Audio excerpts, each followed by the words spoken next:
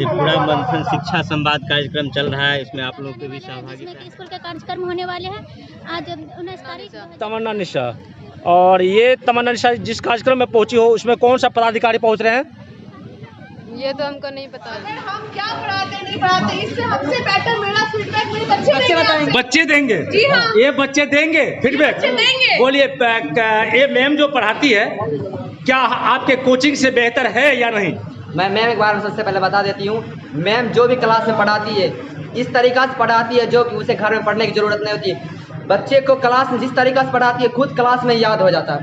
पढ़ाई ऐसी पढ़ाती है वो। हम लोग को खास करके इस स्कूल में साइंस का टीचर नहीं था, इन्होंने आया और हम लोग को बायोलॉजी 2 दिन सिर्फ हमने पढ़े हैं इससे। और हम लोग का सेटअप एग्जाम होने के बाद हम स्कूल अनुपस्थित नहीं होते हैं उतना, ठीक है। जितना पढ़े हैं उतना हमें को अनुभव है, बहुत अच्छा पढ़े इस मैम से। बच्चे के प्रति क्या रुझान है, बच्चे पढ़ने आते हैं और पढ़ते भी हैं।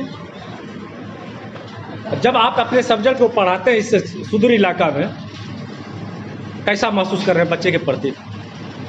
बच्चे लोग इस चीज़ से मतलब उतना अवगत नहीं थे, इंग्लिश सब्जेक्ट उतना उनको मिलता नहीं था पढ़ने के लिए, लेकिन अब जैसे जैसे पढ़ाते हैं तो इंटरेस्ट लेते हैं वो लोग और पढ़ते भी हैं। क्या वो लोग ट्यूशन में जो पढ़ते हैं तो ट्यूशन का पढ़ाई और आपके पढ़ाई में कहीं न कहीं तुलनात्मक कोई बात? हाँ, बहुत चीज़ है जो वो लोग ट्यूशन जाते हैं लेकिन उनको वो पता नहीं था जो हम लोग बता रहे थे उनको, तो उस चीज़ से वो लोग बहुत इंटरेस्टेड हैं और अच्छे से मतलब जानकारी भी लेते हैं, पूछते भी हैं। कभी आपको परेशानी हुई बच्चे से? नहीं, यहाँ के बच्चे सवाल करने वाले बच्चे से? नहीं, कोई परेशानी नहीं है। बच्चे पढ़ने के लिए उत्सुक रहते हैं और टीचर भी उत्सुक हैं पढ़ाने के लिए। सवाल आपसे कभी नहीं किया कि आपसे बेटर हमारे कोचिंग में पढ़ाई होती है? नहीं, कोचिंग से बेहतर विद्यालय में पढ़ाई होती है। कोचिंग से बेहतर आप विद्यालय में प्रोवाइड कर रहे हैं शिक्षा को? हाँ, बिल्कुल। कैसे गर्व से ये बात? जैसे मैं बच्चों को पढ़ाती हूँ तो बच्चे भी उत्सुक रहते हैं जानने के लिए, जो चीज़ नहीं जानते वो पूछते भी हैं कि हमें ये चीज़ नहीं आ रहा। वो बेहिचक पूछते हैं कि मैम हमको ये नहीं पता, आप हमको ये बताइए। स्कूल के क्षेत्र में जो जुड़ाव है ये कैसा रहा?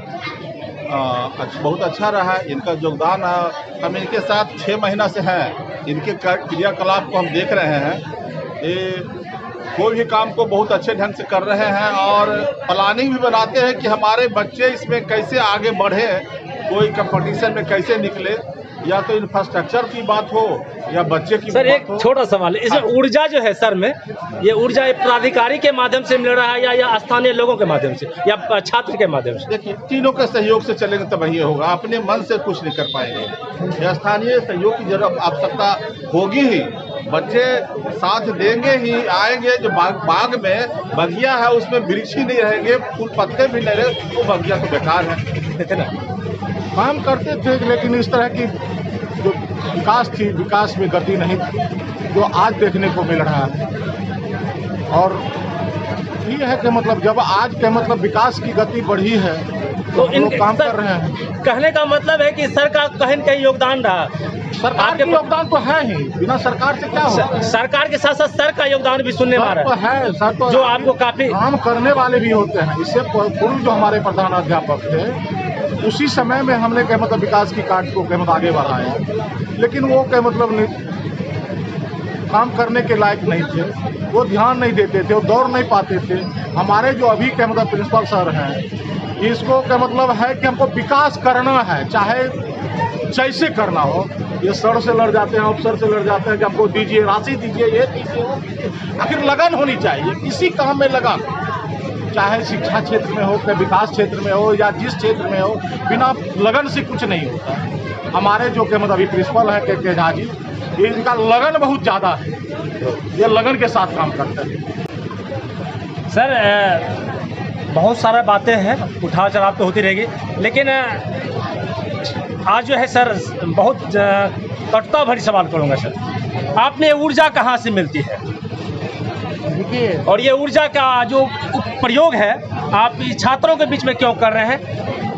बीज हमेशा हर किसी में होता है, लेकिन वातावरण के प्रभाव से वो बीज बहुत बढ़ता है, फैलता है, फूलता है।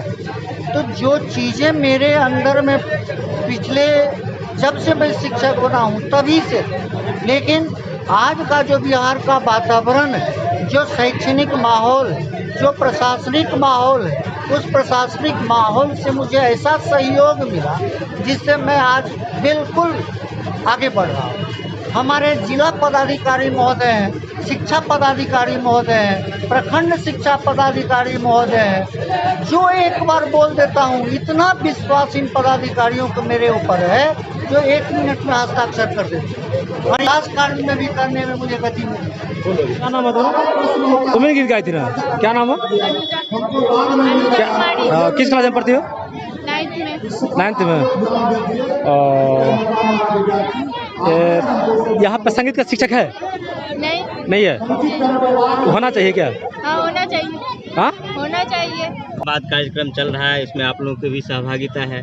मतलब शिक्षा विभाग के द्वारा जो योजनाएं चलाई जा रही हैं, योजनाएं तो बहुत सारी हैं, तो बच्चों को उनका लाभ मिल रहा है कि नहीं, उसी के बारे में अभिभावक और बच्चों को स्कूल में अवेयर किया जा रहा है। और आज जो उपस्थिति देखे हैं, प्रचंड ठंड के बावजूद भी सभी बच्चे आए हैं, अभिभावक आए हैं, शिक्षकगण आए हैं, तो हमें लगता है निश्चय ही इसका लाभ सभी को मिलेगा। आप लोगों का भी उसमें पूरा सहयोग चाहिए।